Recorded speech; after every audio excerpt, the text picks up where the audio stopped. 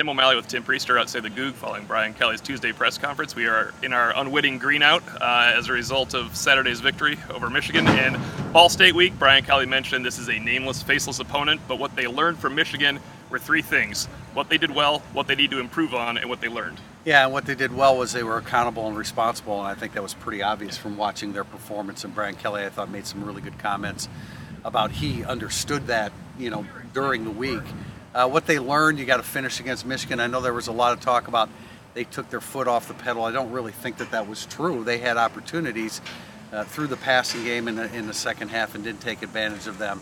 And then, obviously what they need to do better is defend kick coverage a lot better than 99-yard return. There were a lot of gaps in that coverage. So, a lot to take from that Michigan game, a real solid performance in virtually every aspect. And he mentioned it as part of the kick coverage was just attention to detail. He said, we have really good players on that unit.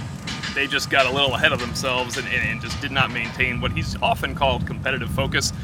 And that really good player, that's one of the best players in that unit, and is really going to be involved as one of the best players in the country in that regard, is Chase Claypool. Now, it's interesting that he was not on special teams last year, but excelled in that regard as a freshman. There was a follow-up question at the press conference today wondering why Claypool wasn't, and without saying it, Brian Kelly pretty much illustrated because he did not have the attention to detail or really the traits needed to excel in that. He is going to be a guy that they can count on against all the best return men this year because he is a prototype NFL player at that position. There's no doubt about it, and the ingredient that he now adds is maturity, where he's in the process of adding that. And you can see what an incredible difference maker. I mean, every time he's been, you're right. I mean, he did it as a freshman. He was a difference maker then, and he was certainly a difference maker against Michigan. Now, speaking of maturity, the question was asked about LSA Mack, and he still sits atop the depth chart. He's made some mistakes. Obviously, catching the football has been difficult for him at times, but Brian Kelly mentioned, once again, maturity and being able to deal with. I know we expect all these guys to be able to handle 80,000 people and the pressure that goes with it, but for some kids it takes a little bit longer. It's taken a long time for LSA Mack. He feels he's making strides in that direction. Yeah, and I kind of followed up. You saw a lot of two tight ends in that game. I wondered if it was Michigan specific. Kelly mentioned it kind of was because we wanted to secure those edges against Winovich and Gary, but the 12 package isn't going anywhere. They have 3, even 4 tight ends they want to keep playing, and I think you'll see that going forward from Notre Dame's offense. Right, and on the defensive side of the ball, Khalid Kareem, he was commended once again for the effort that he put forth.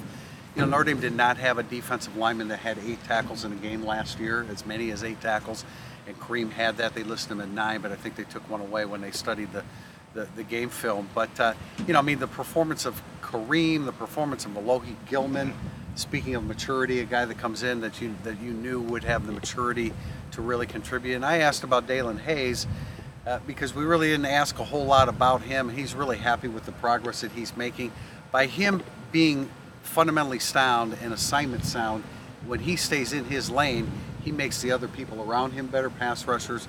And on Saturday it showed with Jerry Tillery. Yeah, he's a guy that didn't show up a lot on the stat sheet. Dalen Hayes, when you watch, he's around the ball a few times in crucial situations.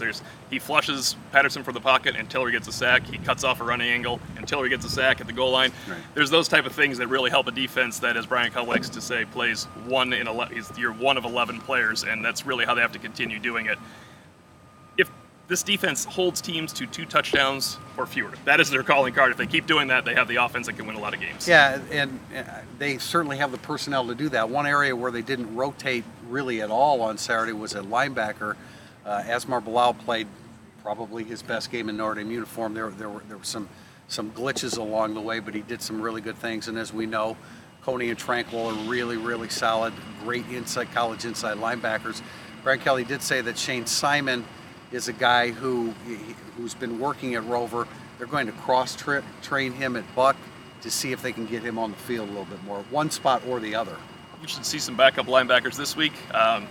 Also maybe against Vanderbilt, and then there might be the Tavon Coney and Drew Tranquil show because those are 2 good guys to lean on. That's all we have for today. From Tuesday, we'll be back with notes from Brian Kelly's press conference. Tomorrow we have player interviews, and then Thursday another incident analysis following the final press conference before Ball State on Saturday.